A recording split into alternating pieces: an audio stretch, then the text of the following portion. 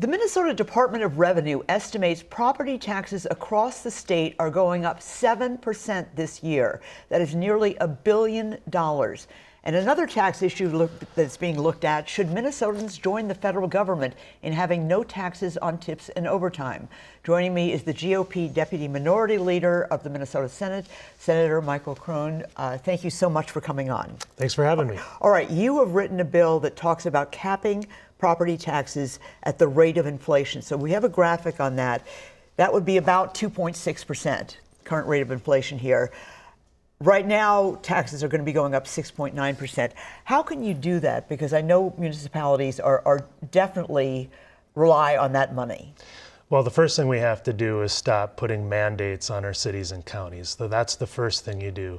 And then you place a cap on property tax increases at the rate of inflation, allowing a little bit more for growing cities, so 50% of population growth.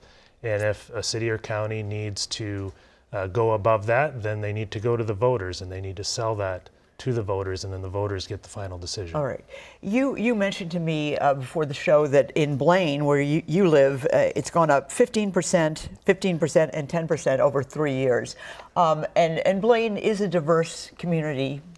One of the things I just want to ask is, like, how are people? What do you hear from your constituents? A lot of my constituents are scared whether they're going to be able to stay living in their homes, whether they can afford to stay in their homes, because and property taxes are a big part of that. So this is one of the biggest issues that they reach out to me on, and what can we do about it? And so this is an idea that we came up with to address Minnesotans' one of their top concerns. All right. Now, Minnesota does have a program for seniors who are especially hard hit because many of them are on a fixed income, where they can defer their property taxes, but they have to pay it back eventually. It's essentially a loan. Why not have some kind of special, maybe even forgiveness or forbearance or block on property tax increases for seniors? Yeah, there are ideas about helping seniors specifically. One proposal is to just cap the property tax for seniors once they hit 65 years old. That's another thing we can look at. Some of the deferred property taxes we can look at as well.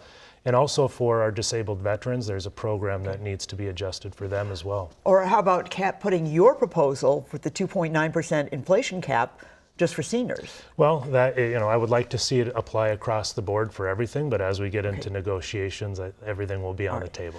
Let's talk about another big issue, that is tax conformity. The federal government has gone to a policy of no tax on overtime and tips. You'd like to see that implemented here. Tell me basically about that. Well, I think it's an affordability issue and it's a fairness issue. I think the overwhelming number of Minnesotans agree that tips should not be taxed and overtime should not be taxed. So this would be a way to conform with the federal taxes, which is beneficial in its own right, plus to provide some relief to some Minnesotans. And I know there's some bipartisan support, especially on the tips part of that. Yes. Okay, are you hopeful that that could pass? I'm hopeful. We're wondering if anything could pass, but in the legislature. But yeah, that's something that both Kamala Harris and Donald Trump agreed on in the election. So if they can agree on this, I think Minnesotans, we in the legislature, should agree as well. Okay, another final plank, and you've got other proposals too, is cutting back the increases on license tabs, vehicle tab fees. They have really gone up. Do you hear about that from your constituents? Yeah, other than property taxes, tab fees is one of the top concerns as well. People don't understand, especially why their depreciation isn't going down. So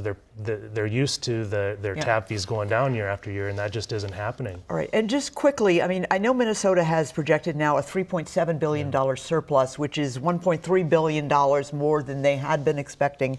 But Democrats say things are so uncertain. We don't know what the federal government is going to do. We don't know about funding for all these different programs. The war has raised now another issue, price of gasoline and fuel, which the state has to use as well, is up. What about that argument that this is not the time to be cutting taxes just because of all the uncertainties? Well, the uncertainty stems from a lot of the fraud that's happening here in Minnesota. So those are federal dollars. Right, and Medicaid's a federal program, and if the state of Minnesota just simply provides the information that the federal government is requesting and cooperates, I don't think we're going to be seeing those cuts to those programs. So we just need to get our fraud under control, cooperate with the federal government, and then we won't have to worry about that uncertainty. But Minnesotans are really hurting right now, and we need to provide some tax relief to them. All right. Well, Senator Kruen, thank you so much for coming in. Really appreciate you. All right. Thank you. All right.